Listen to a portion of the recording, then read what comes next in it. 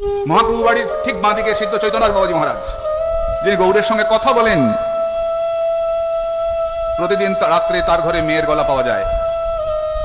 সবাই ভাবে বাবাজি দিনের বেলা বাবাজিগিরি করে, বাবাজি বাবাজি খুব একবার ট্যাং, আর রাত্রেবেলা মেয়ে লোক আসে ঘরে। হাতে হাতে ধরবো। মহাপ্রভু পাড়ার বড় গুন্ডা ভীম তার নাম। সেই প্রাচীরটা এখনো আছে, উঁচু প্রাচীর।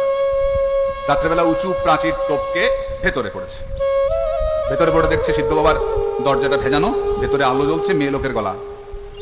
মেয়ে লোক কারোর সঙ্গে যেন প্রেম করছে, তোমাকে আমি ভালোবাসি ইত্যাদি ইত্যাদি প্রেম করছে একটা মেয়ে লোক। ভীম বলছে, আচ্ছা রে বাবাজি, আজকে হাতে হাতে ধরা, ভণ্ডামি বার করছি।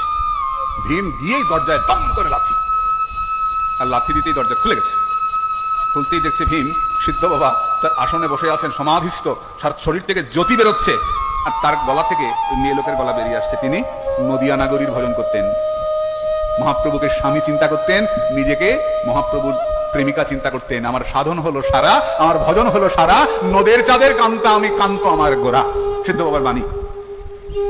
ভীম আর কিছু বলতে পারে না। যখন জ্ঞান ফিরল, সিদ্ধ বাবার সামনে শুয়ে আছে, মাথাটা সিদ্ধ বাবার কোলে, সিদ্ধ বাবা হাত বোলাচ্ছেন, ভীম কাঁদছে, আমাকে ক্ষমা করে দাও সাধু, আমাকে ক্ষমা করে দাও। সাধু ক্ষমা করে দিলেন, ভীম সিদ্ধ বাবার শিষ্য হলো।